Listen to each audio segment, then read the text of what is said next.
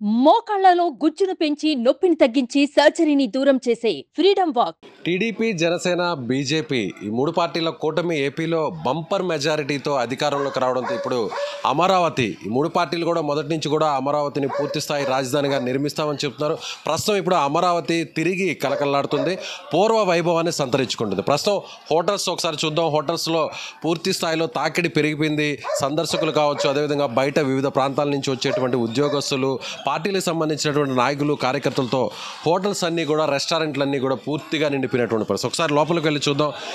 యాక్చువల్గా ఉన్నటువంటి సిచ్యువేషన్ చూద్దాం. మనం లోపల చూస్తే రండి, ఒకసారి చూపించే ప్రయత్నం చేద్దాం. చాలామంది అంతా కూడా టేబుల్స్ అన్నీ కూడా రెస్టారెంట్లో పూర్తిగా ఆక్యుపై అయిపోయినాయి.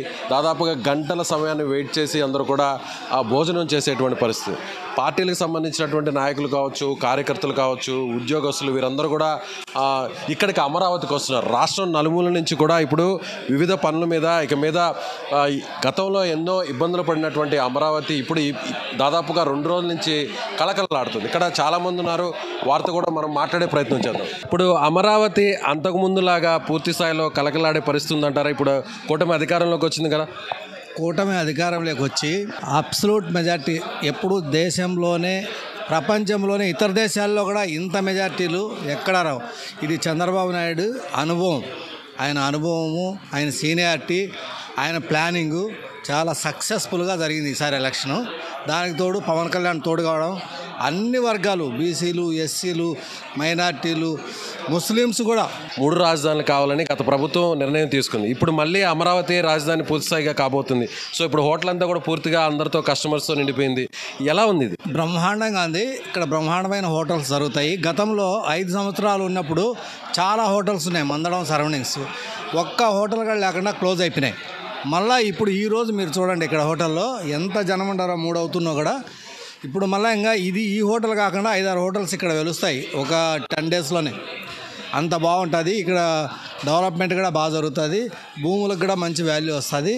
మళ్ళీ ఇక్కడే రాజధాని ఉండి ఎంప్లాయీస్ కూడా అందరూ కూడా హ్యాపీగా ఫీల్ అవుతున్నారు. Secretariat employees very good. Right. గతంలో ఈ విధంగా హోటల్స్ అంతా క్రౌడీగా ఉండేవా, లేదంటే రీసెంట్గా టీడీపీ కూటమి అధికారంలోకి వచ్చిన తర్వాతే ఈ పరిస్థితి ఉందా?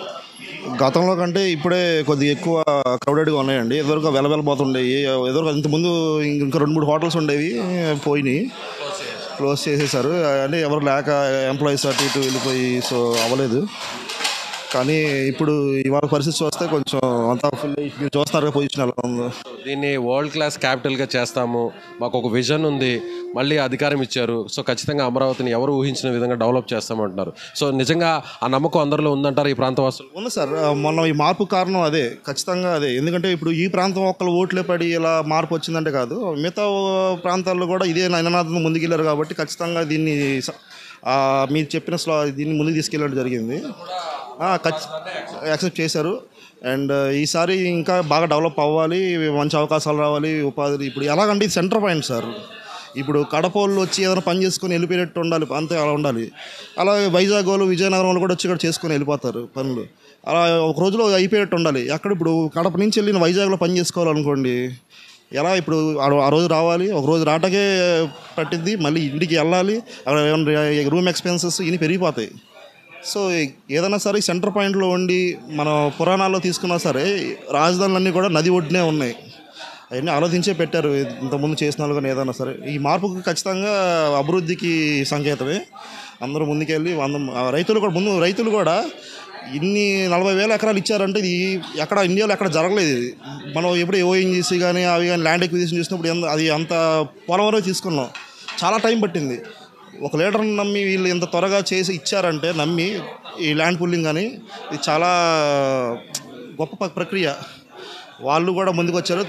దీన్ని కీడి పట్టించుకోవడం, ముందుకు తీసుకెళ్లాలని, ఇంకా అభివృద్ధి చేయాలని ఈ ప్రభుత్వాన్ని మనం వరల్డ్ క్లాస్ సిటీగా అమరావతి డెవలప్ అవుతుందని నమ్ముతున్నారనే కదా ప్రజలు తీర్పిచ్చారు. క్రౌడ్ అయితే డెఫినెట్గా పెరిగిందండి. ఇంతకుముందు చూసిన దానికంటే ఇప్పుడు చాలా చాలా పెరిగింది. ఫ్లోటింగ్ అయితే బాగా జరుగుతుంది. అంటే అందరూ కూడా ఇది ఒక మంచి రాజధానిగా అమరావతి మారబోతుంది అంటున్నారు. మరికొంతమంది ఉన్నారు, వారితో మాట్లాడదాం. చెప్పండి, మీరు ఎంతసేపు నుంచి వెయిట్ చేస్తున్నారు? ఇంతకుముందు ఎలా ఉండేది, ఇప్పుడు ఎలా? వచ్చి 1 గంట అవుతుందండి. గంట నుంచి వెయిటింగ్ చేయాల్సిన పరిస్థితి ఏర్పడింది. ఇంతకుముందు అయితే మనకి చుట్టుపక్కల ఒక 7-8 హోటల్స్ ఉండేవి బాగా, ఏది చంద్రబాబు గారు ఉన్నప్పుడు. ఇక ప్రస్తుతానికి అయితే మటుకి ఇది ఒకటే ఉంది హోటల్, అందుకే బాగా రష్ ఎక్కువ ఉంది ఇక్కడ. ఇక రాబోయే రోజుల్లోని మళ్ళీ చంద్రబాబు గారు మళ్ళీ పునర్వైభవం తెస్తారు, అద్భుతమైన రాజధాని పడుతుంది. రాళ్ళని క్రౌడ్ పెరుగుతుందా ఇక్కడ అమరావతికి అన్ని ప్రాంతాల నుంచి రావడం? రోజుకి చీమల దండు రెండు పెరుగుతుంటుంది, మామూలుగా ఉండదు. ఖచ్చితంగా. అంతకుముందు ఏ విధంగా మారిపోయింది, 5 ఏళ్ల కాలంలో ఎలా అయిపోయింది అమరావతి? ఇక చెప్పలేము, ఇంకేముంది. అమరావతి అన్నారు, అమరావతి అన్నారు, కమరావతి అన్నారు, నా చండాలం చేస్తారు దాన్ని. ఏదో ఎడ్ల బోర్డు అన్నారు, చెప్పారు. ఇక చెత్త అంతా కూడా ఇక ఆ రోజులు పోయినాయి. ఇక శుభగడి మళ్ళీ స్టార్ట్ అయింది అమరావతికి. సో గతంలో అమరావతి రాజధానిగా ఈ ప్రాంతాన్ని ఎంచుకున్న టైంలో 2014 తర్వాత ఈ ప్రాంతంలో దాదాపుగా అంటే ఈ మండలంలోనే ఈ ప్రాంతంలోనే అంటే అమరావతి రాజధానికి వెళ్ళేటువంటి ఈ మార్గంలోనే 6 రెస్టారెంట్ల వరకు ఉన్నాయి. ఆ తర్వాత వైసీపీ అధికారంలోకి వచ్చిన తర్వాత దాదాపుగా 4 రెస్టారెంట్లు క్లోజ్ అయిపోయాయి. ప్రస్తుతం ఈ రెస్టారెంట్ అయితే 2 రోజుల నుంచి కూడా ఫుల్ బిజీగా మారిపోయింది. రాబోయేటువంటి మరికొన్ని నెలల్లోనే దాదాపు ఈ ప్రాంతంలోనే ఒక 10 రెస్టారెంట్ల వరకు వెలిసే అవకాశం ఉన్నట్టుగా ఇక్కడ ఉన్నటువంటి స్థానికులు చెప్తున్నారు. ఒక వరల్డ్ క్లాస్ సిటీగా, క్యాపిటల్గా అమరావతి కాబోతుంది. రాను ఒక రకంగా చెప్పాలంటే ఇక అమరావతికి ఏపీ చుట్టుపక్కల నుంచి కూడా చీమల దండులాగా ఇక్కడికి ప్రయాణం సాగబోతుందని ఇక్కడ ఉన్నటువంటి వారు చెప్తున్నారు. కెమెరామెన్ లక్ష్మణ్తో విజయ్, సుమన్ టీవీ, అమరావతి నుంచి.